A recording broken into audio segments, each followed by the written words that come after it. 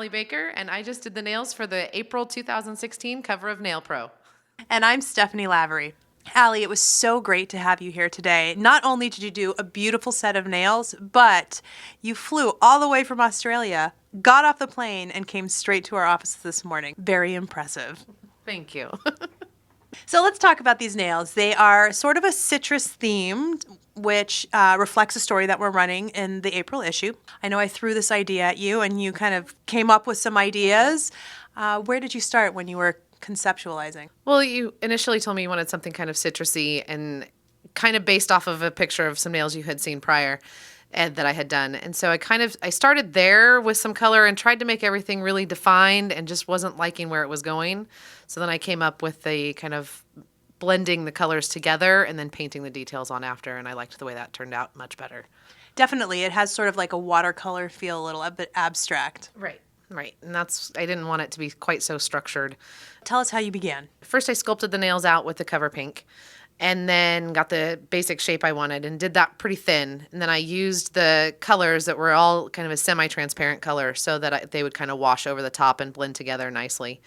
Then I just added a little bit of glitter for accent. Capped the whole design in clear and filed it into shape, and then used just a white acrylic paint to paint the details in with the citrus fruit kind of look, and then capped the whole thing sealed it with a gel polish top coat. So when you're working with this sort of translucent acrylic, do you have any tips or suggestions for making sure that you get enough pigment but not too much? Right. You just kind of have to play with it, and some are way more translucent than others. Like, so the more pigment you want, you have to use it a little drier, or you have to put it on a little thicker. So, and some are heavily pigmented, so you just have to kind of play with the colors that you're using and how they're going to blend together. So a lot of it's just kind of consistency, whether you're going to work with the product drier or wetter, based on how much you want them to blend.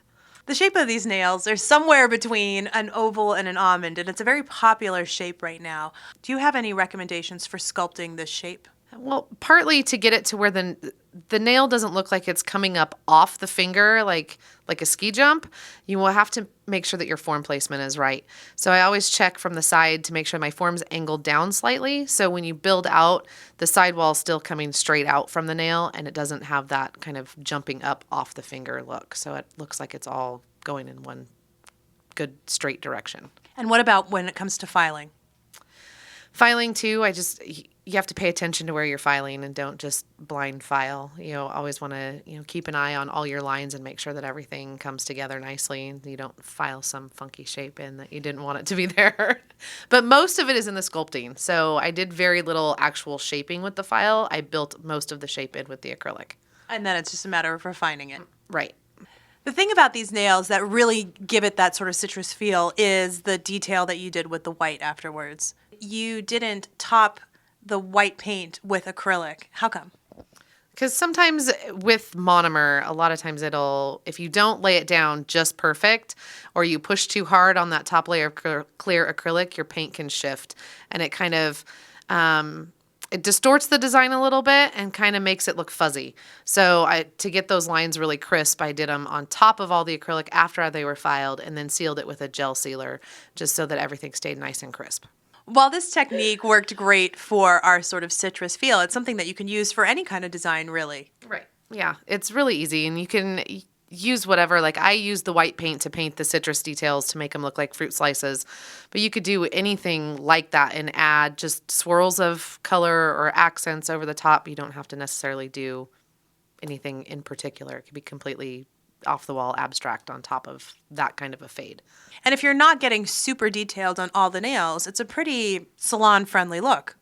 Right, and it's very easy to do in the salon. It doesn't take a ton of extra time. It's fairly simple, and it's really popular, too, to kind of blend colors together, I've found. So you are our 2015 NAILPRO Cup champion. What have you been doing with yourself since your win? Working a lot.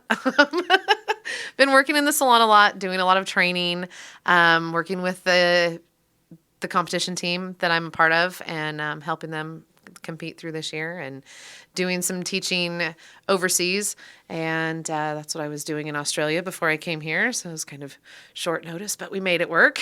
But yeah, doing a lot of educating this last year. That's awesome. Well, people can learn a lot from you. You have done so much, and this set of nails is fabulous. Thank you. It was a lot of fun. I'm glad I got to come back. And thank you for being such a trooper and not falling asleep while filing. Yes, now I'm ready to go take a nap.